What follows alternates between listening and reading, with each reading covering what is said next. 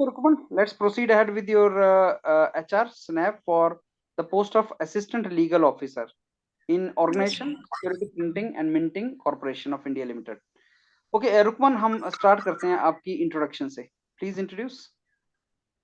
My name is Rukman Patidar. I am from Mandsaur, Madhya Pradesh, which is famous for opium production, and it is also known as city of Lord Pashupatinath, a form of Lord Shiva. I did my early education from native place itself. Then I moved to Indore for higher studies. I did BA LLB honors from Devi Ahilya Vishwavidyalaya, and I also pursued a certificate course from World Intellectual Property Organization, and I also received a scholarship from Government of Madhya Pradesh on a scheme called Medhavi Chhatra Protsahan Program. Okay, तो आपने बताया कि OPM के लिए famous है. Yes, sir. तो ये famous है या इनफेमस है? सर ओपियम प्रोडक्शन के लिए तो फेमस ही है, अगर उसका इलीगल यूज कुछ लोग करते हैं उसके लिए जरूर नोटोरियस एक्टिविटीज हो सकती है, बाकी वो फेमस ओपियम प्रोडक्शन के लिए बनेगा. तो प्रोडक्शन करता कौन है? प्रोडक्शन फार्मर्स करते हैं और लाइसेंसिंग मिनिस्ट्री ऑफ फाइनेंस के थ्रू इसका कंट्रोल होता है. तो रुकमन, अगर मिनिस्ट्री अलाउ कर रही है तो पक्का इसका पॉजिटिव यूज होता होगा. यस सर, बता डेफिनेटली सकते होता हैं ओपीएम का कहाँ पे यूज होता है पॉजिटिव? है. मेडिसिन बनाने के लिए, एनेस्थेशिया में जब मरीज का सर्जरी होती है तो उसको बेहोश करने के लिए इसका उपयोग हो जाता है, और पेन किलर के रूप में भी इसका उपयोग डॉक्टर सजेस्ट करते हैं. अच्छा, आपने कोई पेन किलर का नाम बता सकते हैं जिसमें ओपीएम यूज होता है?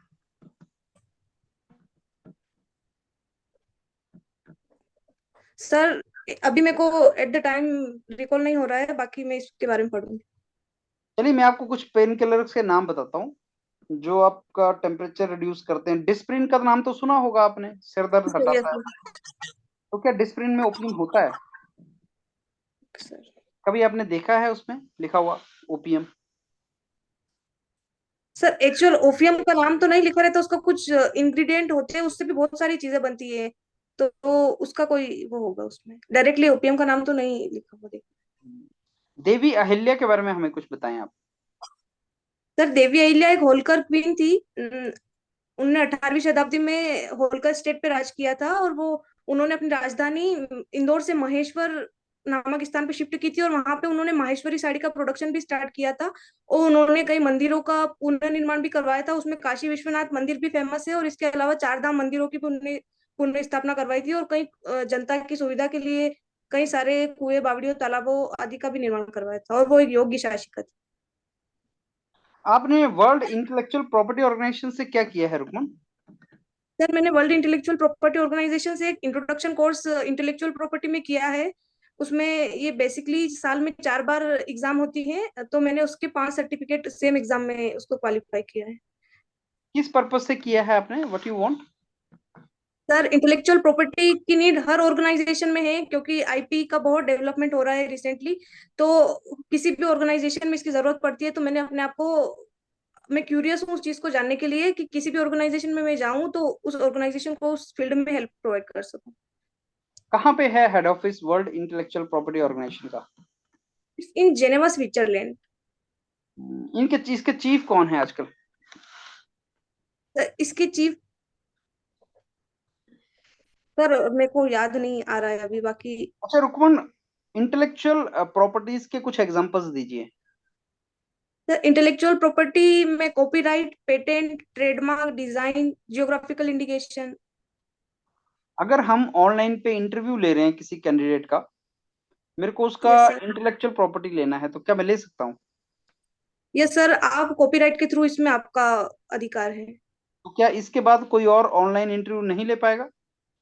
नहीं सर, ऑनलाइन इंटरव्यू, मेरा इंटरव्यू तो ले सकता है, पर ये जो अभी अपन दोनों के बीच में जो कन्वर्सेशन हो रही है, इसको आप अपने राइट के थ्रू पब्लिश कर सकते हैं. अगर इसी इंटरव्यू को कोई दूसरा बंदा उसके चैनल पे या इसको पायरेट करने की कोशिश करता है, तो आप उस पर क्लेम क्रिएट वो मतलब क्लेम कर सकते हैं कि ये हमारा कंटेंट है. हम्म, अगर लेकिन मैंने सबसे पहले ये आइडेंटिफाई किया कि मैं जो ऑनलाइन है उसके ऊपर इंटरव्यू लूंगा, मैं पहला आदमी था जिसने ऐसा किया. अब मैं चाहता हूँ कि ये मेरी क्रिएशन है, ये मेरी इन्वेंशन है कि ऑनलाइन पे इंटरव्यू लेना है, तो क्या इस ये मेरा इंटेलेक्चुअल प्रॉपर्टी बन सकता है? सर ये एक ऐसी कोई यूनिक चीज नहीं है जो सिर्फ आपने ही क्रिएट करी है, तो कॉपीराइट के लिए अलग अलग लोगों को कॉपीराइट मिलते हैं. ये बंडल ऑफ राइट होता है, किसी एक पर्सन को जरूरी नहीं है कि मिले, इसमें बहुत सारे अधिकार होते हैं, तो अलग अलग लोगों को मिल सकता है. अच्छा, अब रुकमन मेरे को ये बताइए, आप ऑर्गेनाइजेशन के बारे में क्या जानते हैं, सिक्योरिटी प्रिंटिंग एंड प्रिंटिंग के बारे में? तो ये ऑर्गेनाइजेशन गवर्नमेंट के सोवरेनिटी सोवरनी सोवरिन फंक्शन से रिलेटेड काम करता है। करेंसी प्रिंटिंग देश की मतलब संप्रभुता के लिए एक महत्वपूर्ण काम होता है। तो आर्टिकल वो भारतीय संविधान की अनुसूची 7 में एंट्री नंबर 36 में केंद्रीय सूची जो है उसमें इसको प्रोवाइड किया गया है। और ये सरकार के अधीन रह के ये ऑर्गेनाइजेशन काम करता है। और ये 2006 में इसको एक कंपनी बनाया गया है। ये गवर्नमेंट कंपनी है और इसकी 9 एडमिनिस्ट्रेटिव यूनिट इंडिया के अलग अलग पार्ट में है। आप क्यों ज्वाइन सिक्योरिटी। करना चाहते हैं इस ऑर्गेनाइजेशन को? सर, इस ऑर्गेनाइजेशन को मेरा ज्वाइन करने का पर्पस ये है कि मैं शुरू से ही पब्लिक सेक्टर में इंटरेस्टेड रही हूँ और मेरा लीगल बैकग्राउंड है। तो इस पोस्ट के लिए इसमें जो भी इनकी रिक्वायरमेंट है तो उसको मैं सेटिस्फाई करती हूँ। और पब्लिक सेक्टर में जाने के लिए और गवर्नमेंट ऑफ इंडिया के अंदर काम करने के लिए मेरा शुरू से ही है। आप लॉयर हैं तो why not normal judicial process? Judiciary में आप जुडिशियल सिस्टम में क्यों नहीं जाती हैं? सर, जुडिशरी भी एक अच्छा करियर ऑप्शन है पर मेरा शुरू से ही पर्पस रहा है कि किसी ऐसे ऑर्गेनाइजेशन में जाऊं जहां मैं अपनी थोड़े कॉर्पोरेट लॉ के बारे में मेरा थोड़ा इंटरेस्ट है, उसको मैं अब मतलब परस्यू कर पाऊं और साथ ही साथ गवर्नमेंट ऑफ इंडिया के साथ मैं काम कर पाऊं। अच्छा, कहाँ कहाँ पे है हमारा प्रिंटिंग, कहाँ होता है करेंसी का रुकमन, इंडिया में? इंडिया में मिंट 4 मिंट है गवर्नमेंट ऑफ इंडिया की।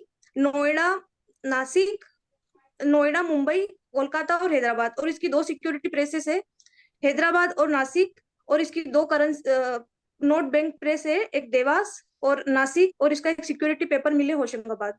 यहाँ पे अलग अलग तरीके के कहीं मिंट प्रिंट होती है तो कहीं बैंक नोट तो कहीं सिक्योरिटी पेपर्स पे। अच्छा, ये हमारा जो कॉइन होता है और पेपर है, क्या डिफरेंस है इसकी प्रिंटिंग में?